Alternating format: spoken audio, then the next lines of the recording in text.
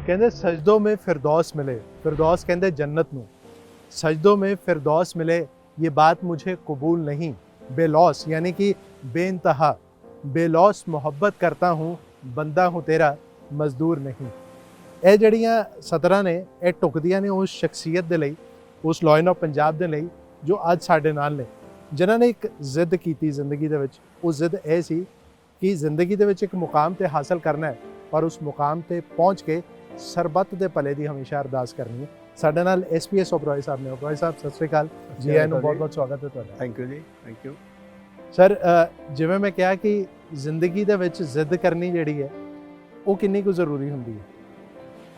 ਮੈਂ ਤਾਂ ਸਮਝਦਾ ਕਿ ਮੇਰੀ ਕਾਮਯਾਬੀ ਦਾ ਜਿਹੜਾ ਅਗਰ ਜਾਂਦਾ ਕਿਤੇ ਤੇ ਉਹ ਜਿੱਦ ਨੂੰ ਹੀ ਜਾਂਦਾ ਹੈ।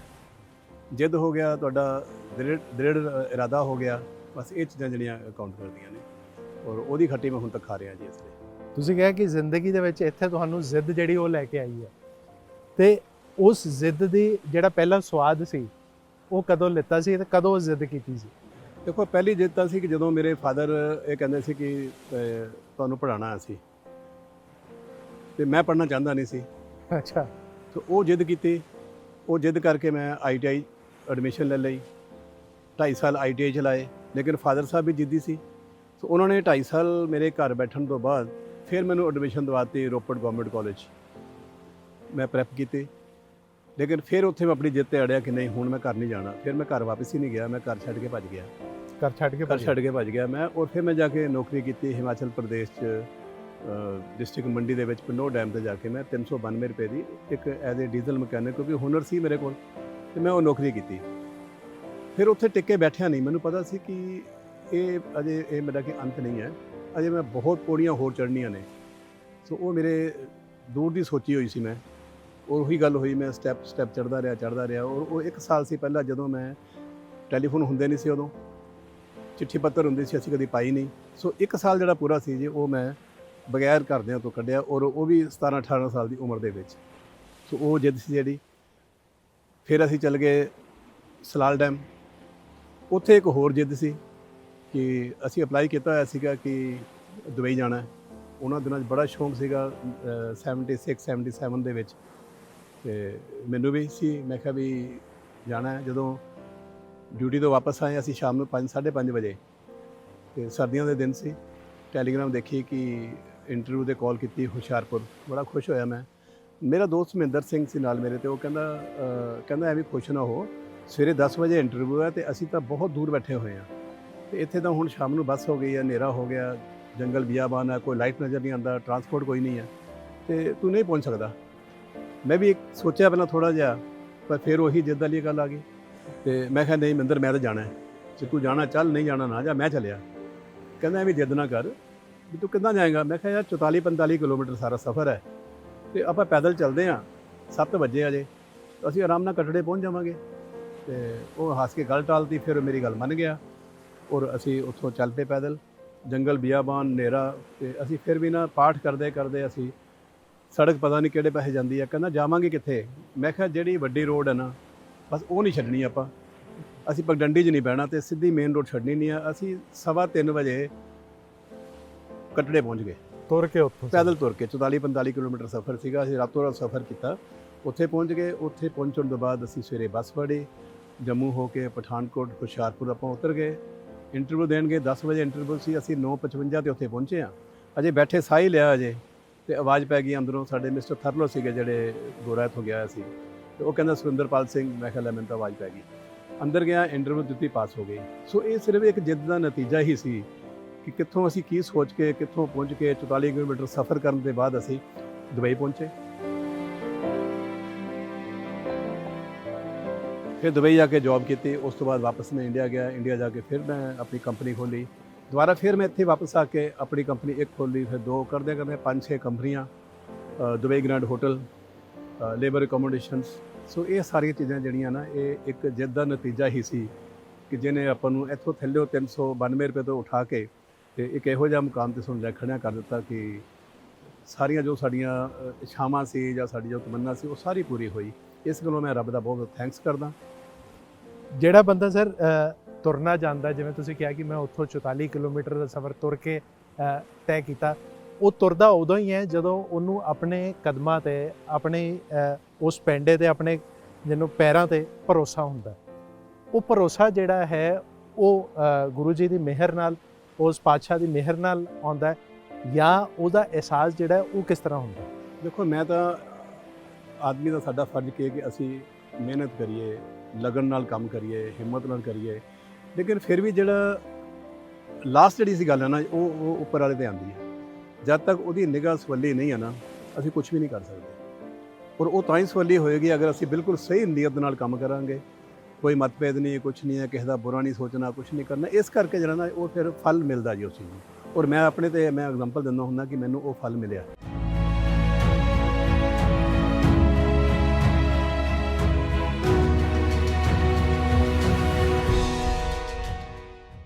ਨੀਅਤ ਨੂੰ, ਜਿਵੇਂ ਤੁਸੀਂ ਕਿਹਾ ਕਿ ਨੀਅਤ ਨੂੰ ਮੁਰਾਦਾਂ ਹੁੰਦੀਆਂ ਨੇ, ਪਰ ਕਹਿੰਦੇ ਕਿ ਜਦ ਤੁਸੀਂ ਇੱਥੇ ਆਏ ਉਸ ਤੋਂ ਬਾਅਦ ਤੁਸੀਂ ਐਜ਼ ਅ ਮਕੈਨਿਕ ਜਿਹੜਾ ਹੈ ਆਪਣਾ ਕੰਮ ਦੀ ਸ਼ੁਰੂਆਤ ਕੀਤੀ। ਤੁਹਾਡੇ ਨਾਲ ਹੋਰ ਵੀ ਲੋਕ ਹੋਣਗੇ, ਉਹਨਾਂ ਨੇ ਵੀ ਮਿਹਨਤ ਕੀਤੀ, ਪਰ ਇੱਥੇ ਸਾਫ਼ ਤੌਰ 'ਤੇ ਕਿ ਹਰ ਕੋਈ SPS ਓਬਰਾਏ ਸਾਹਿਬ ਕਿਉਂ ਨਹੀਂ ਬਣੇ? ਦੇਖੋ, ਸਿੰਪਲ ਜੀ ਗੱਲ ਹੈ, ਲਾਈਫ ਵਿੱਚ ਮੈਂ ਰਿਸਕ ਬੜਾ ਲਿਆ। ਇਹ ਮੇਰੀ ਸ਼ੁਰੂ ਦੀ ਆਦਤ ਹੈ। ਇਹ ਜੋ ਕੁਝ ਕੀਤਾ ਸਾਰਾ ਰਿਸਕ ਸੀ। ਘਰ ਨੂੰ ਛੱਡ ਦੇਣਾ, ਘਰੋਂ ਭੱਜ ਜਾਣਾ ਇਸ ਉਮਰ ਦੇ ਵਿੱਚ ਜਾ ਕੇ, ਫਿਰ ਡੈਮਾਂ 'ਤੇ ਧੱਕੇ ਖਾਣੇ, ਪੈਦਲ ਚੱਲਣਾ, ਇਹ ਸਾਰਾ ਰਿਸਕ ਸੀ। ਮੇਰਾ ਮਹਿੰਦਰ ਸਿੰਘ ਜਿਹੜਾ ਮੇਰਾ ਦੋਸਤ ਮੇਰੇ ਨਾਲ ਸੀ, ਉਦੋਂ ਵੀ ਨਾਲ ਰਿਹਾ। ਅਸੀਂ ਇਕੱਠੇ ਦੁਬਈ ਵੀ ਆ ਗਏ। ਦੁਬਈ ਆਉਣ ਤੋਂ ਬਾਅਦ ਉਹਨੂੰ ਵੀ ਜੋਬ ਕੀਤੀ, ਮੈਂ ਵੀ ਜੋਬ ਕੀਤੀ, ਲੇਕਿਨ ਮੈਂ ਵਿੱਚੋਂ ਨਿਕਲ ਗਿਆ। ਜਾ ਕੇ ਉੱਥੋਂ ਬਿਜ਼ਨਸ ਪੈ ਕੇ ਫਿਰ ਵਾਪਸ ਆਇਆ। ਫਿਰ ਮੈਂ ਕਿਹਾ, ਮਹਿੰਦਰ ਤੂੰ ਨੌਕਰੀ ਛੱਡ, ਵੀ ਆਪਾਂ ਜੇ ਕੰਮ ਸ਼ੁਰੂ ਕਰ ਲਿਆ ਮੈਂ, ਤਾਂ ਤੂੰ ਆ ਮੇਰੇ ਨਾਲ ਹੁਣ।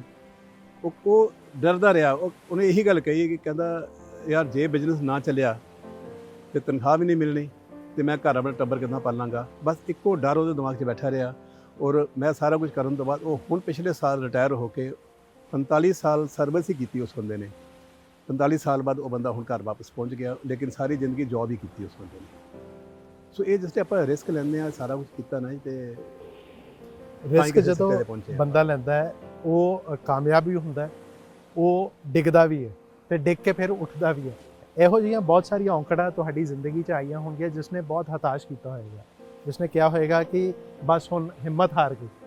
ਉਹ ਕਿਹੜੇ ਇਹੋ ਜਿਹੇ ਮੰਜ਼ਰ ਸੀ ਜਿਹੜੇ ਅੱਜ ਤੁਹਾਡੀ ਅੱਖਾਂ ਦੇ ਸਾਹਮਣੇ ਇੱਕਦਮ ਸਾਫ਼ ਹੋ ਗਏ? ਦੇਖੋ, ਕਈ ਕੁਛ ਹੋਇਆ। ਜਿੱਦਾਂ ਹੁਣ ਮੈਂ ਛੋਟੀ ਤੁਹਾਨੂੰ ਗੱਲ ਦੱਸਦਾ ਕਿ ਜਦੋਂ ਮੈਂ ਇੱਥੇ ਆਇਆ ਦੁਬਈ 'ਚ, ਤੇ ਟੈਂਟਾਂ 'ਚ ਰਹਿਣਾ ਪਿਆ ਮੈਨੂੰ। ਤੰਬੂ ਲੱਗੇ ਸੀ, ਉਦੋਂ ਕੋਈ AC ਨਹੀਂ ਸੀ ਹੁੰਦੇ, ਕੋਈ ਗੈਸ ਨਹੀਂ ਸੀ ਹੁੰਦੀ। ਕੁਛ ਦੇਰ ਬਾਅਦ ਸਾਨੂੰ ਟੈਂਟਾਂ ਦੀ ਜਗ੍ਹਾ ਸਾਨੂੰ ਫਿਰ ਸ਼ੈੱਡਾਂ ਮਿਲ ਗਈਆਂ। ਸ਼ੈੱਡਾਂ 'ਚ ਸਿਰਫ ਪੱਖੇ ਲੱਗੇ ਸੀ, ਤਪਦੀਆਂ ਸੀ ਸ਼ੈੱਡਾਂ, ਗਰਮੀ ਬਹੁਤ ਹੁੰਦੀ ਸੀ ਉਹਨਾਂ ਦਿਨਾਂ ਵਿੱਚ।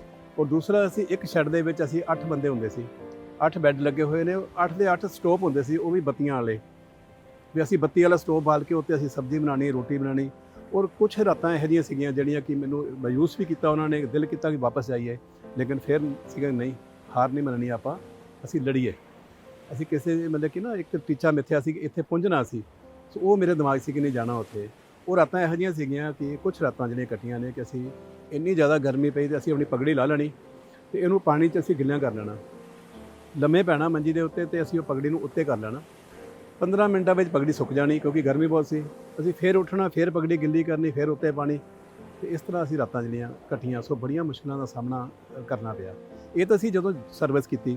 ਜਦੋਂ ਅਸੀਂ ਬਿਜ਼ਨਸ ਵਿੱਚ ਆ ਗਏ ਆ, ਉਦੋਂ ਫਿਰ ਹੋਰ ਮੁਸ਼ਕਿਲਾਂ ਦਾ ਸਾਹਮਣਾ ਕਰਨਾ ਪਿਆ, ਕਿਉਂਕਿ ਬਿਜ਼ਨਸ ਦਾ ਐਕਸਪੀਰੀਅੰਸ ਤਾਂ ਹੈ ਨਹੀਂ ਸੀ। ਸਾਡੇ ਪੂਰੇ ਖਾਨਦਾਨ 'ਚ ਬਿਜ਼ਨਸ ਨਹੀਂ ਸੀ ਕੀਤਾ ਕਿਸੇ ਨੇ ਵੀ।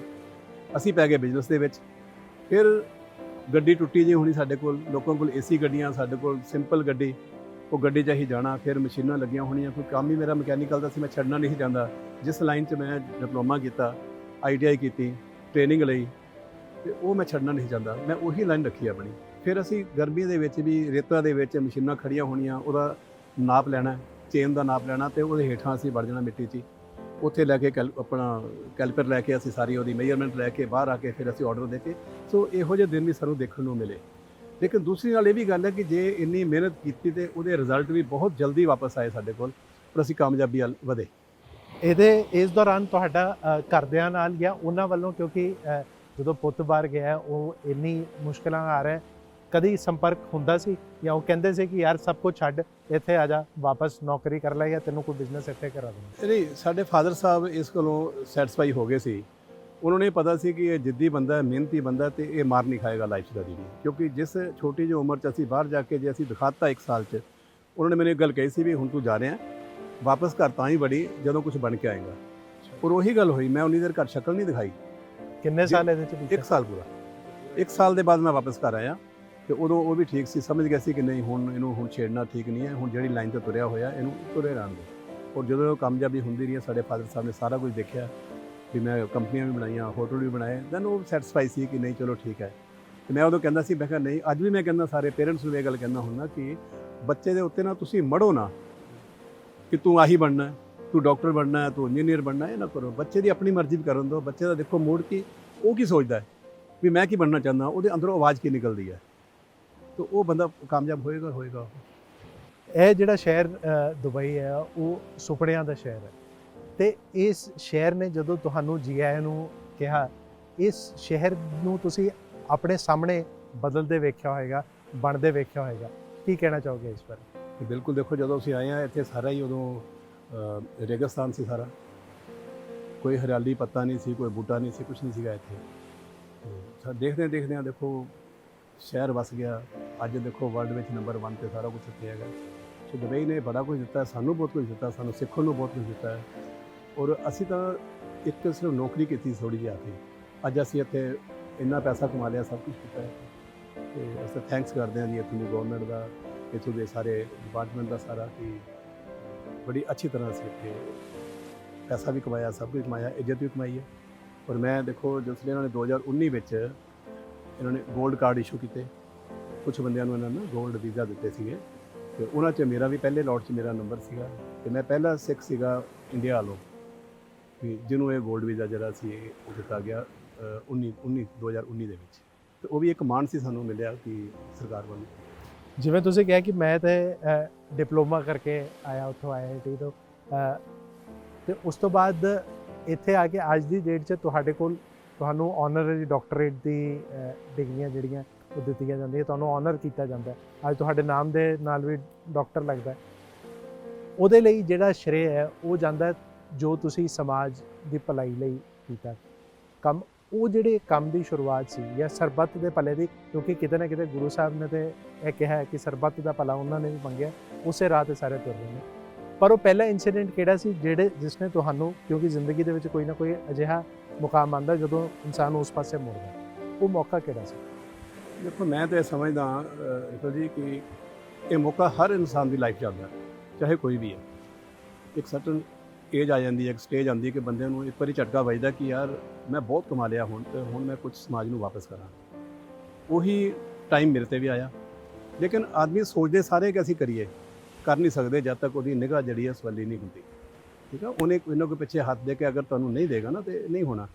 ਇਹੀ ਹਿਸਾਬ ਇੱਥੇ ਹੋਇਆ ਸਾਡਾ ਕਿ ਜਦੋਂ ਮੈਂ ਇੱਥੇ ਆਇਆ, ਆਫਿਸ ਬੈਠਾ ਸੀ, ਅਖਬਾਰ ਪੜ੍ਹੀ ਕਿ ਇੱਥੇ ਇੱਕ ਨਿਊਜ਼ ਸੀਗੀ ਕਿ 17 ਭਾਰਤੀਆਂ ਨੂੰ ਇੱਕ ਪਾਕਿਸਤਾਨੀ ਨਾਗਰਿਕ ਮਿਸ਼ਰੀ ਖਾਨ ਦੇ ਕਤਲ ਦੇ ਕੇਸ ਵਿੱਚ ਫਾਂਸੀ ਸਜ਼ਾ ਸੁਣਾ ਦਿੱਤੀ ਗਈ। ਉਹ ਖਬਰ ਜਿਸ ਵੇਲੇ ਪੜ੍ਹੀ ਤੇ ਉੱਥੋਂ ਇੱਕਦਮ ਮੇਰਾ ਦਿਮਾਗ ਹਿੱਲਿਆ। ਮੈਂ ਕਿਹਾ ਵੀ ਇਹ ਕਿਸ ਤਰ੍ਹਾਂ ਹੋ ਸਕਦਾ ਹੈ। ਫਿਰ ਮੈਂ ਪਰਮਿਸ਼ਨ ਲੈ ਕੇ ਉਹਨਾਂ ਨੂੰ ਮਿਲਣ ਗਿਆ, ਕਰਕੇ ਚਲੋ ਕੇਸ ਲੜਿਆ। 3 ਸਾਲ ਦੇ ਵਿੱਚ ਜਿਹੜਾ ਸੀ ਅਸੀਂ ਉਹ ਕੇਸ ਨੂੰ ਸੋਲਵ ਕੀਤਾ। ਉਸ ਕੇਸ ਮੈਨੂੰ ਹੁਣ ਤੱਕ ਯਾਦ ਹੈ ਕਿ ਬਲੱਡ ਮਨੀ ਦੇਣੀ ਪੈਂਦੀ ਹੈ ਇੱਥੋਂ ਦੇ ਰੂਲ ਦੇ ਮੁਤਾਬਕ, ਔਰ $1.4 ਮਿਲੀਅਨ ਜਿਹੜਾ ਸੀ ਉਹ ਮੈਂ ਉੱਥੇ ਕੋਰਟ 'ਚ ਜਮ੍ਹਾਂ ਕਰਾਇਆ, ਤੇ ਬਲੱਡ ਮਨੀ ਜਿਹਨੂੰ ਕਹਿੰਦੇ ਹਾਂ ਅਸੀਂ, ਉਹ ਦੇ ਕੇ ਤੇ 17 ਬੰਦਿਆਂ ਦੀ ਫਾਂਸੀ ਮਾਫ ਕਰਾਈ। ਸੋ ਉਹ ਦਿਨ ਗਿਆ। ਉਸ ਤੋਂ ਬਾਅਦ ਮੈਂ ਪਿੰਡਾਂ 'ਚ ਗਿਆ, ਪਿੰਡਾਂ 'ਚ ਦੇਖਿਆ ਹਾਲਾਤ ਖਰਾਬ ਹੈ, ਲੋਕਾਂ ਨੂੰ ਨਜ਼ਰ ਨਹੀਂ ਆ ਰਿਹਾ, ਅੱਖਾਂ ਦੇ ਆਪਰੇਸ਼ਨ ਨਹੀਂ ਕਰਾ ਰਹੇ, ਕਿਡਨੀ ਦੇ ਪੇਸ਼ੈਂਟ ਨੇ ਡਾਇਲਸਿਸ ਨਹੀਂ ਕਰਾ ਰਹੇ, ਕੈਂਸਰ ਦੇ ਪੇਸ਼ੈਂਟ ਨੇ, ਬੱਚੇ ਘਰਾਂ 'ਚ ਬੈਠੇ ਆ, ਕੋਈ ਮਤਲਬ ਕਿ ਸਕਿੱਲ ਡਿਵੈਲਪਮੈਂਟ ਨਹੀਂ ਹੈ। ਸੋ ਇਹ ਸਾਰੀਆਂ ਚੀਜ਼ਾਂ ਦੇਖ ਕੇ ਤੇ ਫਿਰ ਮੇਰੇ ਮਨ 'ਚ ਆਇਆ, ਮੈਂ ਕਿਹਾ ਯਾਰ ਅਸੀਂ ਤਾਂ ਹੁਣ ਬਹੁਤ ਕਰ ਲਿਆ, ਤੇ ਕਿਉਂ ਨਾ ਹੁਣ ਅਸੀਂ ਇਸ ਪਾਸੇ ਲੱਗੀਏ। ਫਿਰ ਉਹ ਟਾਈਮ ਸੀਗਾ ਜਦੋਂ 2010 ਦੇ ਵਿੱਚ ਮੈਂ ਟਰਸਟ ਬਣਾਇਆ, ਟਰਸਟ ਵਾਲੇ ਪਾਸੇ ਲੱਗੇ। ਤੇ ਉਹ ਅੱਜ ਦਾ ਦਿਨ ਹੈ ਕਿ ਹੁਣ ਬਿਜ਼ਨਸ ਵਿੱਚ ਕੋਈ ਧਿਆਨ ਨਹੀਂ ਹੈ ਮੇਰਾ, ਹੋਟਲ ਵੀ ਸੇਲ ਕਰ ਦਿੱਤਾ, ਬਾਕੀ ਬਿਜ਼ਨਸ ਮੇਰਾ ਬਹੁਤ ਖਿਆਲ ਨਹੀਂ ਹੈਗਾ। ਮੈਕਸਿਮਮ ਜਿਹੜਾ ਮੇਰਾ ਟਾਈਮ ਹੈ ਜਾਂ ਮੇਰਾ ਜਿਹੜਾ ਪੈਸਾ ਹੈਗਾ ਉਹ ਇਹਨਾਂ ਕੰਮਾਂ 'ਚ ਹੀ ਲੱਗ ਰਿਹਾ। ਅਸੀਂ ਹੁਣ ਐਜੂਕੇਸ਼ਨ ਦੇ ਕੰਮ ਕਰ ਰਹੇ ਹਾਂ, ਹੈਲਥ ਦੇ ਕੰਮ ਕਰ ਰਹੇ ਹਾਂ। ਤੋਂ ਕਾਫੀ ਸਾਡੇ 26-27 ਇਹੋ ਜਿਹੇ ਪ੍ਰੋਜੈਕਟ ਨੇ ਜਿਹੜੇ ਸਰਬੱਤ ਦੇ ਭਲਾ ਟਰਸਟ ਦੇ, ਜਿਹੜੇ ਕਿ ਇਸ ਵਿੱਚ ਚੱਲਦੇ ਨੇ। ਔਰ ਉਹੀ ਚੀਜ਼ਾਂ ਫੜੀਆਂ ਮੈਂ ਜਿਹੜੀਆਂ ਪਿੰਡਾਂ ਜਾ ਕੇ ਦੇਖਿਆ ਸੀ ਕਿ ਜਿੱਦਾਂ ਅੱਖਾਂ ਦੇ ਕੰਮ ਸੀ, ਤੇ ਅਸੀਂ ਘੱਟੋ ਘੱਟ 550 ਕੈਂਪ ਲਾਤਾ, 55,000 ਅਸੀਂ ਆਪਰੇਸ਼ਨ ਕਰ ਚੁੱਕੇ ਹਾਂ, ਲੈਂਸ ਪਾ ਚੁੱਕੇ ਹਾਂ ਅੱਖਾਂ ਦੇ, ਡਾਇਲਸਿਸ ਯੂਨਿਟ ਇਹਨੇ ਲਗਾ ਚੁੱਕੇ ਹਾਂ ਅਸੀਂ। ਫਿਰ ਅਸੀਂ ਲੈਬੋਰਟਰੀਜ਼ ਸ਼ੁਰੂ ਕੀਤੀਆਂ। ਜਿਹੜੀ ਕਮੀਆਂ ਮੈਂ ਦੇਖੀਆਂ ਸੀ ਪਿੰਡਾਂ ਵਿੱਚ ਕਿ ਇਹਨਾਂ ਚੀਜ਼ਾਂ ਦੀ ਲੋੜ ਹੈ, ਤੇ ਉਹ ਫਿਰ ਆਪਣਾ ਅਸੀਂ ਨਾ ਪਰਸਨਲ ਛੱਡ ਕੇ ਥੋੜ੍ਹਾ ਜਿਹਾ ਉਹਦੇ ਨਾਲੋਂ ਉੱਚਾ ਉੱਠੇ। ਔਰ ਇਹ ਵੀ ਉੱਚੇ ਤਾਂ ਹੀ ਉੱਠ ਸਕਦੇ ਹਾਂ ਜੇ ਵਾਹਿਗੁਰੂ ਦੀ ਨਿਗਾਹ ਜਿਹੜੀ ਉਹ ਸਵਾਲੀ ਹੋਏਗੀ। ਅਗਰ ਅਸੀਂ ਕਹਿੰਦੇ ਨਾ, ਅੱਜ ਮੈਨੂੰ ਲੋਕ ਕਹਿੰਦੇ ਦੇਖੋ ਜੀ ਰਾਏ ਨੇ ਇੰਨੀਆਂ ਫਾਂਸੀਆਂ ਮਾਫ ਕਰਾਤੀਆਂ, ਉਦੋਂ ਮੈਂ ਹੱਸਦਾ ਵੀ ਦੱਸੋ ਕਿਸੇ ਇਨਸਾਨ ਦੇ ਹੱਥ 'ਚ ਹੈਗਾ ਕਿ ਤੁਸੀਂ ਕਿਸੇ ਦੀ ਫਾਂਸੀ ਮਾਫ ਕਰਾ ਦਿਓ। ਇਹ ਤਾਂ ਉੱਪਰ ਵਾਲਾ ਹੀ ਕਰ ਸਕਦਾ। ਹਾਂ, ਇਹ ਜ਼ਰੂਰ ਹੈ ਮੈਂ ਆਪਣੇ ਆਪ ਨੂੰ ਬੜਾ ਖੁਸ਼ਕਿਸਮਤ ਸਮਝਦਾ ਕਿ ਉਹਨੇ ਹੱਥ ਰੱਖਿਆ ਮੇਰੀ ਪਿੱਠ 'ਤੇ, ਕਿਉਂਕਿ ਕਿਸੇ ਨਾ ਕਿਸੇ ਨੂੰ ਅੱਗੇ ਕਰਨਾ ਹੁੰਦਾ ਹੈ ਔਰ ਮੈਂ ਉਹ ਖੁਸ਼ਕਿਸਮਤ ਇਨਸਾਨ ਹਾਂ ਕਿ ਜਿਹਨੂੰ ਇਹ ਡਿਊਟੀ ਦਿੱਤੀ ਰੱਬ ਨੇ ਕਿ ਤੂੰ ਹੋ ਭਾਈ ਇਹ ਕਰ। ਸੋ ਇਸ ਤਰੀਕੇ ਨਾਲ ਸਾਰਾ ਚੱਲਿਆ। ਦੇਖੋ ਹੁਣ ਇੱਥੇ 2 ਵਾਰਸ ਡੈੱਡ ਬੋਡੀਆਂ ਸੀ ਕੁਝ ਸਾਲ ਪਹਿਲਾਂ। ਇੰਡੀਅਨ ਐਮਬੈਸੀ ਨੇ ਮੈਨੂੰ ਕੰਟੈਕਟ ਕੀਤਾ ਕਿ ਪੰਜਾਬ ਦੀਆਂ ਡੈੱਡ ਬੋਡੀਆਂ ਤੁਸੀਂ ਦੇਖੋ। ਅਸੀਂ ਗਏ, ਜਾ ਕੇ ਕਰ ਕਰਾ ਕੇ ਦੇਖਿਆ, ਫਿੰਗਰਪ੍ਰਿੰਟ ਦੇ ਲੱਭੇ ਘਰ ਉੱਥੋਂ ਦੀ ਡੈੱਡ ਬੋਡੀਆਂ ਲੈ ਗਏ। ਉਹ ਸਿਲਸਿਲਾ ਉਦੋਂ ਦਾ ਸ਼ੁਰੂ ਹੋਇਆ। ਦੇਖੋ ਹੁਣ 300 ਤੋਂ ਉੱਤੇ ਡੈੱਡ ਬੋਡੀਆਂ ਜਿਹੜੀਆਂ ਉਹ ਮੈਂ ਪੰਜਾਬ ਲੈ ਜਾ ਚੁੱਕਾ ਹਾਂ। ਸੋ ਇਸ ਤਰੀਕੇ ਨਾਲ ਅੱਗੇ ਨਾ ਅੱਗੇ ਕੋਈ ਨਾ ਕੋਈ ਕੰਮ ਆਈ ਗਏ ਤੇ ਕੰਮ ਕਰੀ ਜਾ ਰਹੇ ਸਾਰੇ, ਔਰ ਇਹ 'ਚ ਵੱਖਰਾ ਹੀ ਆਨੰਦ ਆਉਂਦਾ ਹੈ।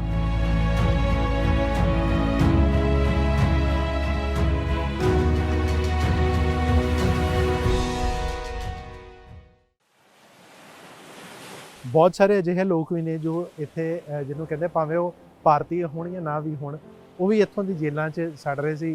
ਕਿਸੇ ਨੂੰ 15 ਦਿਨ ਦੀ ਸਜ਼ਾ, ਕਿਸੇ ਨੂੰ 20 ਦਿਨ ਦੀ ਸਜ਼ਾ, ਪਰ ਉਹ ਇੱਥੇ ਹੀ ਪਏ ਹੋਏ ਸੀ ਕਿਉਂਕਿ ਕੋਈ ਸੁਰਤ ਲੈਣ ਵਾਲਾ ਨਹੀਂ ਸੀ। ਉਹਨਾਂ ਨੂੰ ਵੀ ਤੁਸੀਂ ਘਰ ਵਾਪਸ ਭਿਜਵਾਇਆ। ਵਾਪਸ ਜਦੋਂ ਉਹ ਜਾਂਦੇ ਨੇ, ਅੱਜ ਤੁਹਾਡੇ ਨਾਲ ਸੰਪਰਕ ਕਰਦੇ ਹੋਣਗੇ, ਉਹਨਾਂ ਦੇ ਪਰਿਵਾਰ ਵਾਲੇ ਪਹਿਲੇ ਵੀ ਤੁਹਾਨੂੰ ਮਿਲੇ ਹੋਣਗੇ, ਤੇ ਉਹਨਾਂ ਨਾਲ ਇੱਕ ਜ਼ਾਤੀ ਰਾਬਤਾ ਜਿਹੜਾ ਬਣ ਜਾਂਦਾ ਹੈ। ਤੇ ਇਹੋ ਜਿਹਾ ਕੋਈ ਇਨਸੀਡੈਂਟ ਸ਼ੇਅਰ ਕਰਨਾ ਚਾਹੋਗੇ ਜਿਸ ਮੌਕੇ ਤੇ ਤੁਹਾਡੀ ਅੱਖਾਂ ਵੀ ਕਿਸੇ ਦਾ ਦਰਦ ਦੇਖ ਕੇ ਨਮ ਹੋ ਗਈਆਂ?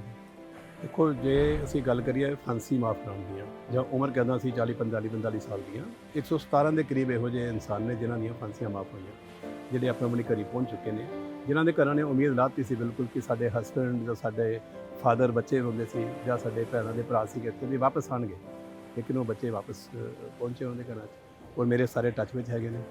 ਹੁਣ ਵੀ ਜਾਂਦਾ ਕੋਈ ਫੰਕਸ਼ਨ ਹੁੰਦਾ ਤੇ ਮੈਨੂੰ ਬੁਲਾਉਂਦੇ ਨੇ ਸਾਰੇ ਉਹ। ਇੱਕ ਜ਼ਰੂਰ ਮੈਨੂੰ ਯਾਦ ਆਉਂਦਾ ਕਿ ਇੱਕ ਲੜਕੀ ਜਿਹੜੀ ਸੀ, ਇੱਥੋਂ ਲੜਕਾ ਗਿਆ, ਕੋਈ 12 ਬੰਦੇ ਸੀ, ਉਹਦੇ 'ਚ 10 ਪੰਜਾਬ ਦੇ ਸੀਗੇ ਤੇ 2 ਪਾਕਿਸਤਾਨ ਦੇ ਸੀਗੇ। ਸੋ ਕਿਸੇ ਮਰਡਰ ਕੇਸ ਵਿੱਚ ਸੀਗੇ ਉਹ ਬੰਦਾ ਪੰਜਾਬ ਜਾਂਦਾ ਹੈ, ਕਿਸੇ ਲੜਕੀ ਨਾਲ ਸ਼ਾਦੀ ਹੁੰਦੀ, ਉਹ ਲੜਕੀ ਡਬਲ MA ਕੀਤੀ ਹੋਈ ਸੀ ਉਹਨੇ। ਉਹ ਘਰ ਛੱਡ ਕੇ ਘਰ ਦੇ ਮਤਲਬ ਕਿ ਰਜਾਮੰਦੀ ਨਾਲ ਨਹੀਂ ਸੀ, ਉਹਦੇ ਅਗੇਂਸਟ ਜਾ ਕੇ ਉਹਨੇ ਮੈਰਿਜ ਕੀਤੀ। ਕੁਝ ਦਿਨ ਰਹੀ ਉਹ ਨਾਲ। ਉਸ ਤੋਂ ਬਾਅਦ ਮੁੰਡੇ ਨੇ ਕਿਹਾ ਕਿ ਮੈਂ ਜਾ ਰਿਹਾ ਤਾਂ ਜਾ ਕੇ ਮੈਂ ਛੁੱਟੀ 2 ਮਹੀਨੇ ਦੀ ਲੈ ਕੇ ਵਾਪਸ ਆ ਜਾਵਾਂਗਾ। ਇੱਥੇ ਆਇਆ, ਏਅਰਪੋਰਟ 'ਤੇ ਫੜਿਆ ਗਿਆ, ਕੇਸ ਸੀਗਾ ਉੱਤੇ ਤੇ ਉਹਨੂੰ ਫਾਂਸੀ ਸਜ਼ਾ ਹੋ ਗਈ। ਅੱਛਾ, ਇਸ ਲਈ। ਤੇ ਹੁਣ ਉਹ ਲੜਕੀ ਜਿਹੜੀ ਮੇਰੇ ਕੋਲ ਆਈ, ਰੋਂਦੀ ਉਹ ਆਉਂਦੀ ਸੀ। ਫਿਰ ਮੈਨੂੰ ਕਿਹਾ ਮੈਂ ਤੂੰ ਹੱਸ ਕੇ ਆਇਆ ਕਰ ਬੇਟਾ, ਤੂੰ ਰੋ ਕੇ ਨਹੀਂ ਆਉਣਾ ਮੇਰੇ ਕੋਲ, ਮੈਂ ਤਾਂ ਤੇਰਾ ਕੰਮ ਕਰਾਂਗਾ। ਫਿਰ ਸਾਨੂੰ 3.5-4 ਸਾਲ ਲੱਗੇ, 4.5 ਸਾਲ ਲੱਗੇ ਇਸ ਚੀਜ਼ ਨੂੰ। ਉਹਦੀ ਫਾਂਸੀ ਮਾਫ ਕਰਵਾਈ, ਉਹਨੂੰ ਘਰ ਪਹੁੰਚਾਇਆ। ਉਸ ਲੜਕੀ ਦੀ ਹਿੰਮਤ ਦੇਖੋ, ਮੈਨੂੰ ਦੇਖਣਾ ਕਿ ਉਹਨੇ ਚੂੜਾ ਜਿਹੜਾ ਪਾਇਆ ਸੀ ਨਾ ਵਿਆਹ ਦਾ, 4.5 ਸਾਲ ਉਸ ਲੜਕੀ ਨੇ ਆਪਣਾ ਚੂੜਾ ਨਹੀਂ ਉਤਾਰਿਆ। ਕਦੇ ਚੂੜਾ ਉਦੋਂ ਹੀ ਉਤਰੇਗਾ ਜਦੋਂ ਮੇਰਾ ਹਸਬੈਂਡ ਮੇਰੇ ਘਰੇ ਆਏਗਾ। ਸੋ ਇਸ ਤਰ੍ਹਾਂ ਦੇ ਜਿਹੜੇ ਸੀ ਨਾ ਜੀ, ਕਾਫੀ ਸਕੂਨ ਮਿਲਦਾ, ਸ਼ਾਂਤੀ ਮਿਲਦੀ ਹੈ ਮਨ ਨੂੰ ਵੀ। ਯਾਰ, ਜੇ ਅਸੀਂ ਪੈਸਾ ਖਰਚਿਆ, ਮਿਹਨਤ ਕੀਤੀ, ਵੀ ਚਲੋ ਕਿਸੇ ਦੀ ਜਾਨ 'ਤੇ ਬਚੀ, ਕੋਈ ਆਪਣੇ ਘਰ 'ਤੇ ਪਹੁੰਚਿਆ।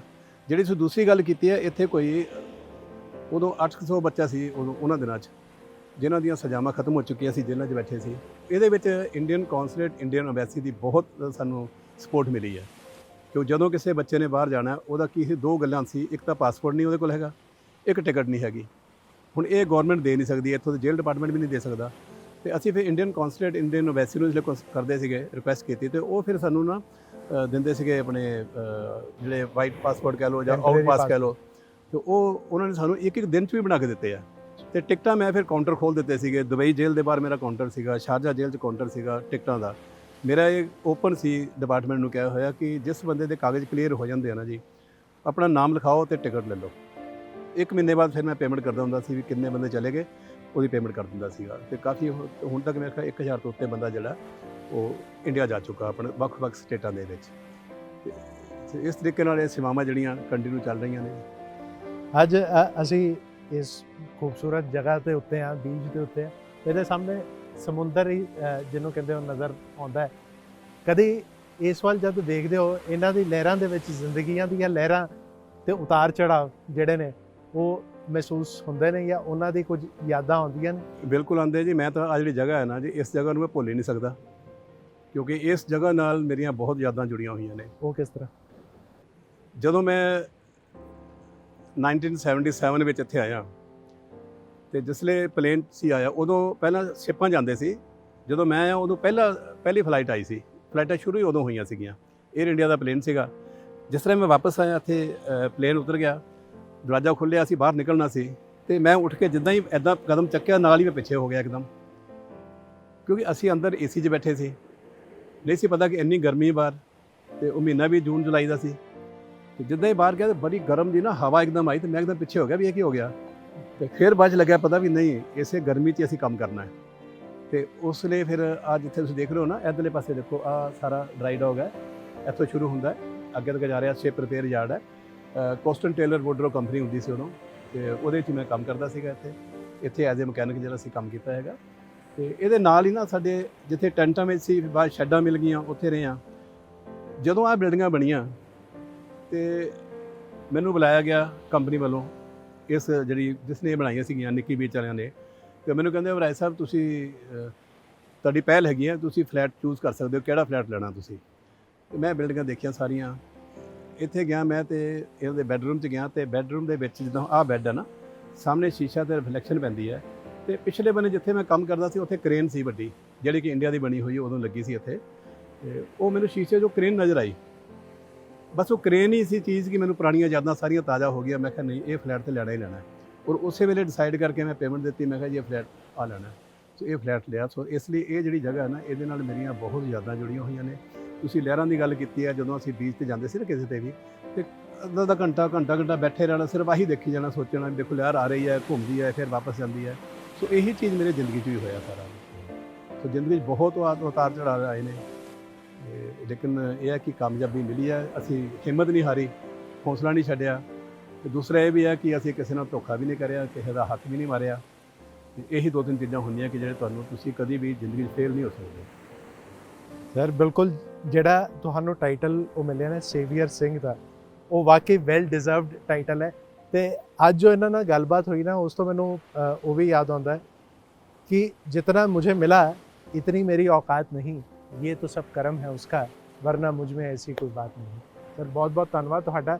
ਇਹ ਜਿਹੜੀ ਤੁਹਾਡੀ ਸਟੋਰੀ ਹੈ ਬਹੁਤ ਸਾਰੇ ਲੋਕਾਂ ਨੂੰ ਇਨਸਪਾਇਰ ਵੀ ਕਰੇਗੀ ਤੇ ਸਹੀ ਤਰੀਕੇ ਨਾਲ ਸਹੀ ਜਗ੍ਹਾ ਤੇ ਪਹੁੰਚਣ ਲਈ ਪ੍ਰੇਰਨਾ ਵੀ ਦੇਵੇਗੀ। ਬਹੁਤ ਬਹੁਤ ਧੰਨਵਾਦ। Thank you.